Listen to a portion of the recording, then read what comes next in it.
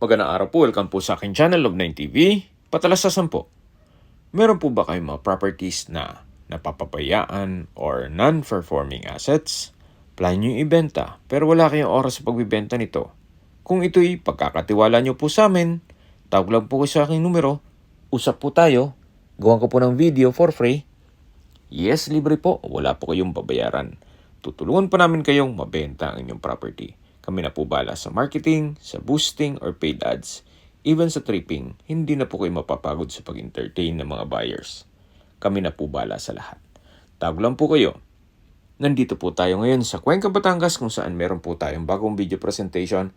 Isang residential farm property na may lot area na 3,200 square meters. Ito po'y titulado. Buhay po ang may-ari, wala po kayong magiging problema sa documentation o sa transfer ng title. Meron po itong mountain view at ang kagandahan pa po dito, ito po'y walking distance mula sa National Highway. Kaya ito'y accessible ng public transportation. Meron pong regular trips ng bus mula Manila, papuntang Lemery na kung saan dumadaan po yan dito sa Cuenca, vice versa. May access na rin po dito ng tubig, kuryente at internet provider. Gawa ng meron na pong mga kabahayan dito. Napakatahimik po ng lugar, sariwa ang hangin at malamig po ang klima. Ito po ay nasa mataas na lugar. Ang estimated elevation above sea level ay 1,195.5 feet. Dito po sa loob ng property ay meron pong mga fruit-bearing trees gaya ng nyog, saging, langka, lansones, at marami pa pong iba. Ito pong frontage ng property ay nasa 30 meters. Napakaganda po. Patag na patag, kaya usable po lahat. Wala pong masasayang. Meron pong konkretong farmhouse na maayos pa naman ang structure pero kailangan pong ipa-repair. Ganun din po dito sa kubo na natatanaw nyo. Kung ang hanap nyo ay isang farm lot na malapit sa highway, ito na po yung hinahanap nyo. Ang kagandahan po sa ganitong mga sukat ng lupa na 3,200 square meters ay less maintenance. At the end of the day, na mahina na ang tuhod natin, hindi naman natin may ikot na yung ekta-ektaryang lupain. Pero kung land banking naman ang pag-uusapan, maganda rin po pag ekta-ektarya. Kuha ng mas malaki po ang kita sa land banking, compare nyo kung natutulog ang pera nyo sa bangko. Yan naman po yung opinion ko naman. Depende pa rin yan sa inyo kung anong maging assessment nyo dito sa property. Ito po yung likod ng bahay na hanggang sa dulo po ay patag na patag pa rin.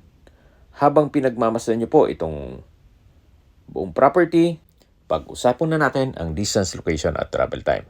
Gaya po ng nasabi ko sa inyo kanina, mula po sa National Highway o National Road, ito po'y walking distance lang o ilang steps lang. At mula naman po sa bayan ng Cuenca, ang distance is 3.8 kilometers at ang travel time is 8 minutes. Sa bayan po ng Cuenca ay kompleto na rin gaya ng public market, groceries, convenience store, drugstore, remittance center, banks, schools, church at hospital.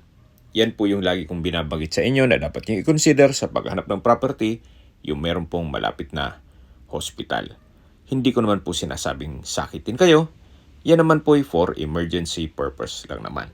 At mula naman po sa Lipa City, ang distance is 11.7 kilometers at ang travel time is 35 minutes. Mula naman po sa Tambo Exit, sa Startol, ang distance is 8.8 kilometers at ang travel time is 21 minutes. Mula naman po sa Manila o sa airport, ang distance is 81.9 kilometers at ang travel time is 1 hour and 28 minutes. Mula po sa Manila, ang daan nyo po papunta dito sa property ay South Luzon Expressway all the way to Startol. Then, ang exit nyo po ay Tambo. Paglabas nyo po ng toll gate, matatanaw nyo yung Jollibee, then kakaliwa po kayo. Diretso na po yun hanggang Cuenca. Okay, sa presyo na po tayo. Binebenta po ito ni owner sa halagang 4,000 pesos per square meter. Kung may mga katanungan po kayo, tawag lang po kayo sa aking numero. At sa mga kababayan naman natin nasa ibang bansa, meron po akong Telegram. Sa mga iPhone user man, may iMessage.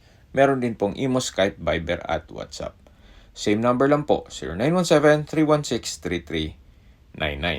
Sa mga nagtatanong naman po ng aming Facebook, meron po kaming Facebook page na Nob9TV at Facebook Reels Video.